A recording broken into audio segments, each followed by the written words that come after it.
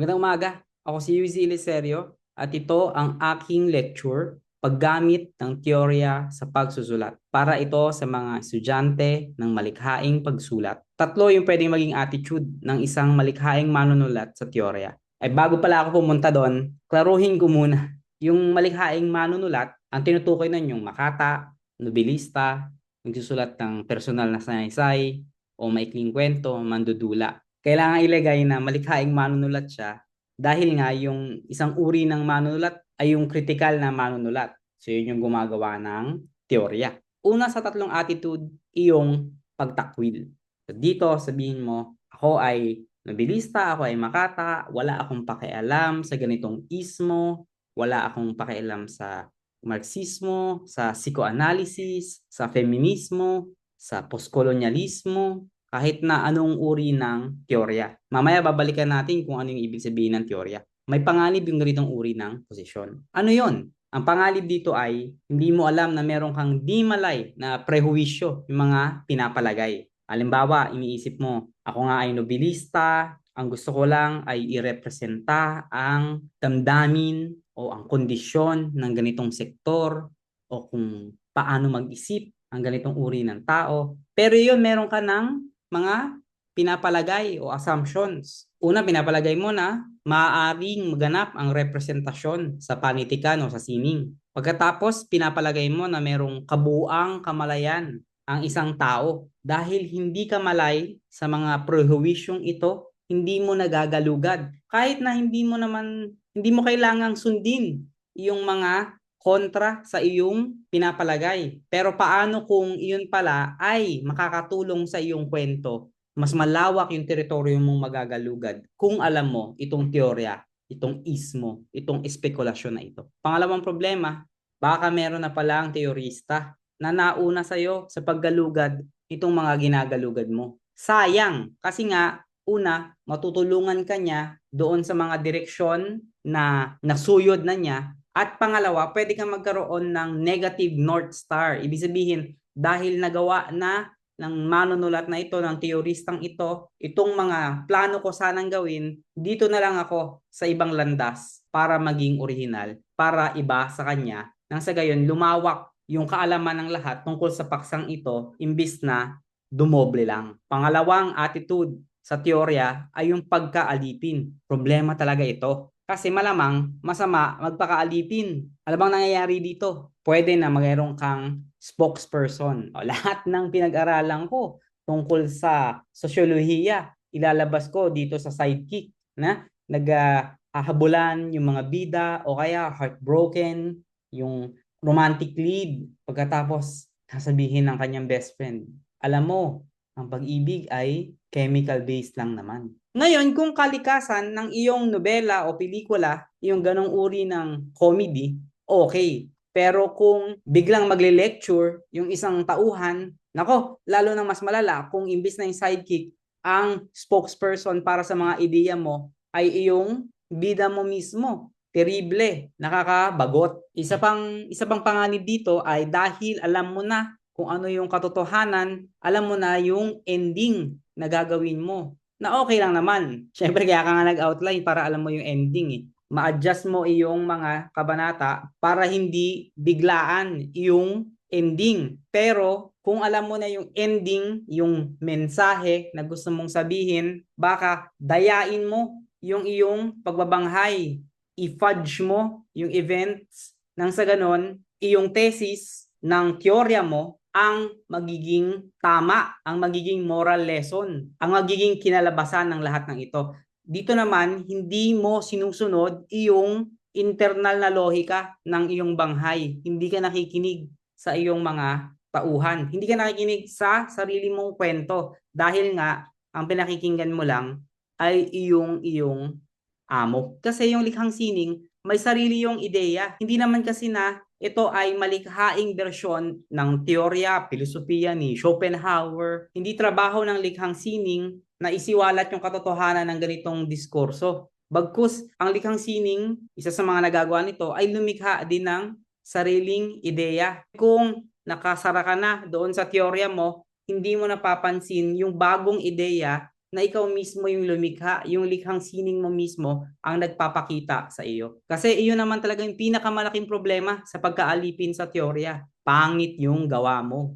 Kahit na gaano ka totoo ang iyong mga mensahe, kahit na gaano ka moral ang iyong lesson, kung pangit yung tula mo, pangit yung kwento mo, pangit yung nobela mo, walang magbabasa sa iyo. At ano yung pinakagusto ko na uri ng attitude sa teorya? Yun yung paggamit sa kanya bilang inspirasyon. Dito naiiwasan mo yung problema ng pagtatakwil at problema ng pagkaalipin. Wala nang problema eh. Meron lang solusyon. Kasi dito, ginagamit mo yung teorya para sa likhang sining, para sa pagpapaganda ng nobela mo, ng maikling kwento mo. Sa ganitong paraan, dumadami yung instrumento sa iyong toolbox para makita natin paano gamitin ang teorya bilang inspirasyon ng isang malikhaing manunulat. Sagutin muna natin, ano yung teorya?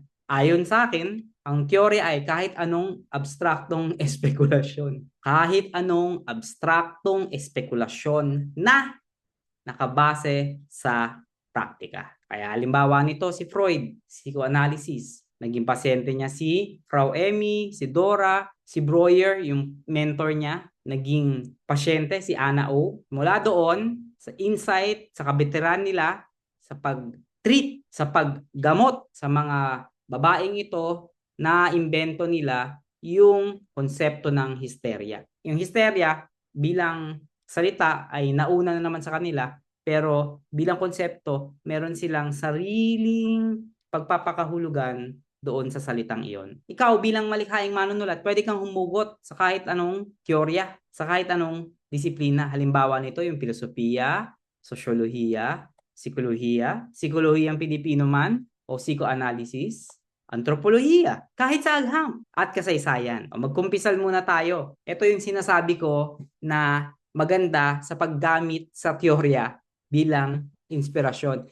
Noong ako ay nagbabasa-basa ng kaunti sa agham, nalaman ko na ito palang Milky Way, gumagalaw pala yung Milky Way, umiikot, at saka yung Andromeda, yung dalawang galaxy na yon, isang araw, magbabanggaan. Ginamit ko yon. Sinabi yun ng isang tauhan ko sa dula kung sino ang pumatay kay Mr. Masangkay. Yung interpretasyon ko ng katotohanan na iyon. Na kumbaga ang sabi niya, isang araw mawawala ito lahat. Kaya wag na tayong mag-hesitate, wag na tayong magduda sa sarili, wag na nating ipagkait yung ating kaligayahan sa ating mga sarili. So hindi lang naman yung factoid tungkol sa pagbangga ng Andromeda at saka Milky Way yung dineploy ko dun sa dula.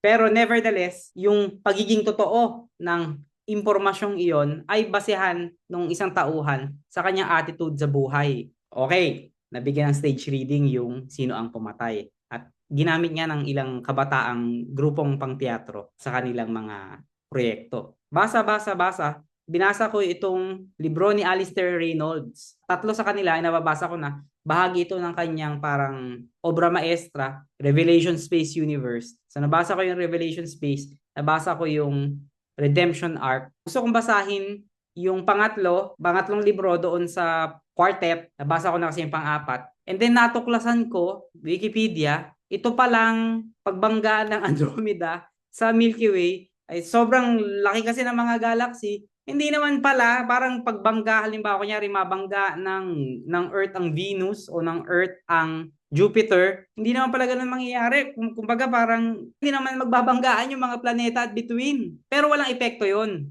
doon sa aking dula. Kasi hindi naman ako nagtatransmit ng katotohanan tungkol sa Andromeda, kundi binibigyan ko ng background yung attitude nitong isang tauhan sa kamatayan at sa kung paano mabuhay. Kaya kunyari ikaw, nagbasa ka ng filosofiya, pagkatapos kunyari binasa mo si Peter Singer, meron siyang mga controversial na sinabi tungkol sa mga PWD, pagkatapos na-convince ka nun, iyong tauhan mo ay ginawa mong spokesperson para doon sa mga mali-maling ideya na yon, ay mali-mali nga eh. Hindi nga totoo eh. Ang mabuting aral lang dito ay na ikaw mismo, pinaniniwalaan mong totoo, yung teorya na yon, itong tauhan mo, pinaniniwalaan yon, pero ang punto ng iyong likhang sining ay hindi ang transmission ng katotohanan ng teoryang iyon. Ang teorya kung gano'n ay background lamang noong iyong likhang sining. Para isang araw, kung mali pala yung pagkakaintindi mo,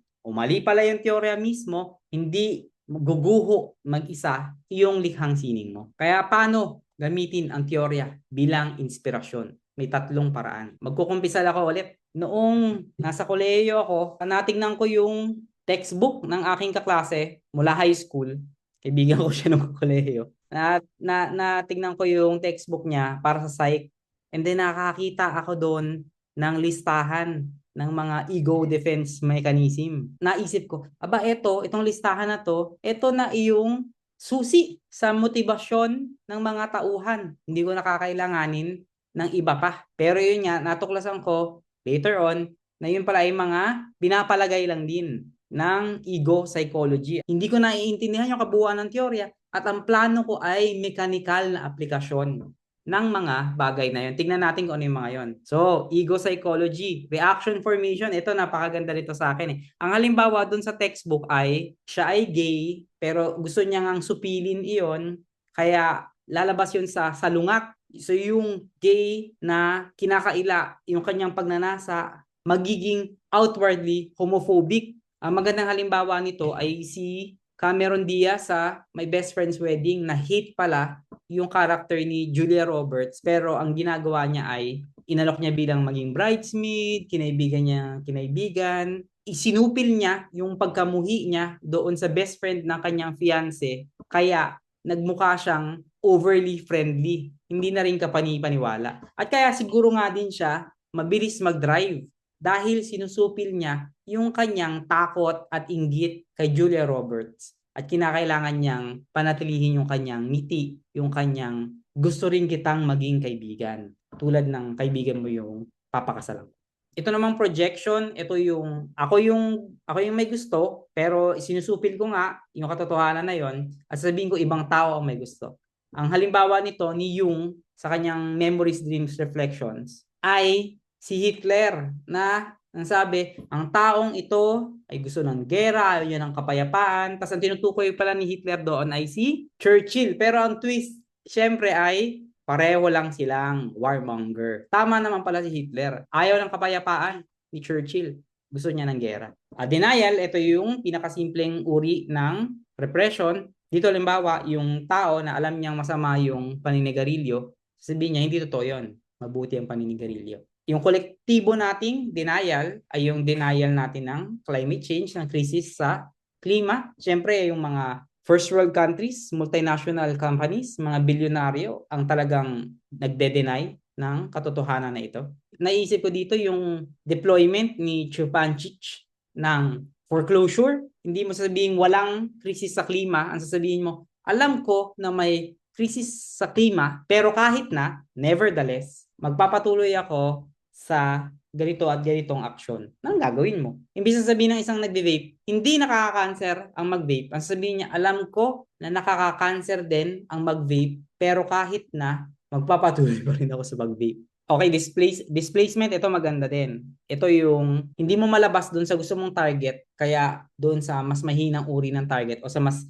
katanggap-tanggap na target, mo ilalabas yung pagnanasa mo o galit mo. Kaya kunyari, sinigawan ka ng boss mo, hindi mo siya masigawan, hindi mo siya masapak, pag uwi mo, papaluin mo yung anak mo. Sisipain mo yung aso mo. Rationalization, kumbaga magpapalusot ka. Sublimation, ito yun nga, gagawa ka ng mabuti mula sa feeling mo masama. So, ikaw ay manyak, halimbawa, gagawa ka ng mga nude sculpture. Regression naman, yun yung babalik ka. Kaya, halimbawa, matanda ka na, hindi mo makuha yung gusto, magdadabog ka. Lahat ng ito, itong mga defense mechanism ay maganda pakinggan, pwedeng i-deploy sa pagsulat ng fiction, pero may mga pinapalagay. Nakabatay sila sa konsepto ng repression o panunupil. Hindi iyon tanggap ng lahat yung konsepto na yon. Kaya ikaw, halimbawa, yung mga karakter mo, hindi kailangan may reaksyon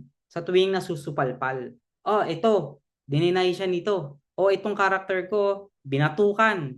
Kailangan pumili ako dito ng kanyang magiging reaksyon. Kailangan naroon pa rin sa lohika ng iyong kwento. Hindi pwedeng magpagulong ka ng dice pagkatapos lumabas 6 kung kailangan sublimation yung gawin niya. Huwag kang magpapakahon sa iyong teorya. Paano ginagamit ang teorya bilang inspirasyon? Maganda dito, kadiyalogo mo yung teorista. Kumbaga, ikaw yung malikhaing manunulat, siya yung critical na manunulat. Tulad lang din na meron kang kadialogong mga malikhaing teksto. Kunyari, kadiyalogo mo yung Biblia, kadiyalogo mo ang Noli Me Tangere, pwede rin kadiyalogo mo itong filosofiya ni Roque Ferriols. Halimbawa, yung kanyang pambungad sa metaphisika, yung kanyang konsepto ng meron, yung kanyang filosofiya ng reliyon. Kaya halimbawa, ang thesis mo ay tungkol sa trauma. Basa ka ng libro, kita mo doon yung mga case study. Ito pala yung ganito, ito pala yung ganyan. Merong third option na wala. O kaya, ito yung nangyari sa lalaki, kaya ganito yung nangyari. Paano kaya kung babae yung tauhan? O kaya, ang iyong thesis ay tungkol sa drug addiction. Babalikan natin yung mga hindi kinikwestyong palagay kapag tinatakwil mo lang yung teorya. Kung ikaw ay magsusulat sa addiction, pagkatapos, sasabihin mo, pwede naman niyang piliin na huwag maging addict. Pero yung teorya mo, limbawa, ang pananaw doon ay mga hayop ang tao. At kapag merong nagbago sa kanilang utak, halos wala na silang free will. Kung gayon, hindi niya talaga pwedeng piliin na ayoko na maging addict, hindi na ako magsusugal, hindi na ako magdodroga, hindi na ako maninigarilyo. Pero may implikasyon yon. Hindi na sentro ang tao ng paglikha dahil nga siya ay para lang daga. Ang pinakagusto kong paggamit ng teorya bilang inspirasyon ay yung gagamitin mo ang teorya bilang kalaro. Ito ginawa ko to dun sa aking disertasyon. Ang disertasyon ko kasi tungkol sa karahasan. May dalawang primaryang teorista akong binasa. Si Sergio Cota, yung libro niyang Why Violence, ay maka Heidegger. Sinasabi niya na mukha lang, no, may ontik na pagkakapareho ang puwersa at saka ang karahasan, pero meron silang ontological na pagkakaiba. Kumbaga, panlabas pareho sila, pero panloob magkaiba sila. Ang susi niyang salita dito ay yung measure. Kaya yung mga akto ng puwersa ay may measure para sa measure. So halimbawa, yung traffic enforcer, siya ay hindi nagsasayang ng paggalaw, walang mosyon na excessive, at ginagawa niya iyon para sa kaayusan ng trapiko. Samantala, yung dahas, galit, eksplosibo, putok sa buho, nauupos agad, parang paputok. Kaya halimbawa na lang, yung kulungan, pwede nating ituring na akto ng puwersa o akto ng karahasan. Depende sa ating pagsusuri. Pero kung ito ay ginagamit ayon sa measure ng may measure, para kay Kota, hindi ito marahas na institusyon. Samantala, si Zizek naman sa kanyang violence, may sinasabi siyang tatlong uri ng karahasan. Yung subhektibong karahasan, ito yung tinatawag ni Kota na karahasan. Yung objektibong karahasan, ito hindi halata, hindi nalalagay sa balita, hindi pwedeng rage bait, pero marahas pa rin para kay Zizek. So, halimbawa, pananamantala sa pabrika, mababang pasweldo, kondisyon ng mga gig worker, halimbawa yung mga ride-sharing apps, yun para kay Zizek ay marahas kahit na mula sa labas, ang sasabihin natin, malaya, halimbawa, yung nagmomotorsiklo o yung nagkokotse na pumili kung anong oras ang kanyang ibabiyahe. Para kay Zizek, objektibong karahasan yun. Pangatlo, yung kanyang simbolikong karahasan, yun na nga yung mga rasistang imahen, seksistang imahen, pero para sa kanya, kahit yung mismong pag-acquire ng wika ay uri ng karahasan. Kasi nga, malaking pagbabago ang nangyayari sa isang nilalang na hindi linguistiko pag naging linguistiko na siyang nilalang. Iyon ay mga detalye na pwede kong idiskurso, pero doon sa aking disertasyon, pinaglaruan ko lang. Ito yung mga patayan, ito yung mga pagsabog. Hindi ko sinasabi na, ito yung simbolikong karahasan na, ito makikita natin yung puwersa tsaka yung karahasan magkaiba. At ang panganib doon, syempre kinikilala ko, yun nga, ba't ka ba nagbasa ng teorya? Naglaro ka lang naman eh. Parang wala ring pagbabago na naganap pagkatapos kang magbasa nitong mga theoretical na teksto. Ang sagot ko doon ay, oo, at okay lang yun. Kasi nagamit mo yung teorya para pagandahin yung likhang sining. Kasi ano ba yung layunin mo? Ang layunin mo, ikaw mismo, kaya mong i-explika yung kay Kota, yung kay Zizek, yung pinili mong pilosopo, yung pinili mong antropolohista yung pinili mong sosyologista, ayon sa ismo na ganito, ganito ang ganyan. Pero, hindi dapat ini-explika ng tauhan mo at hindi kailangang i-explika ng tauhan mo o ng kwento mo ang teorya na iyon. Yung persona ng tula mo, hindi kailangang ideklara na ganito ang sinabi ng teologong ito, ng psikolohistang ito. Gumamit tayo ngayon ng isang prinsipyo sa malikhaing pagsulat para nga alam natin paano gamitin ang teorya bilang inspirasyon. Balikan natin itong isang teorya sa pagsusulat para masagot kung paano gamitin bilang inspirasyon ang teorya sa malikhaing pagsulat.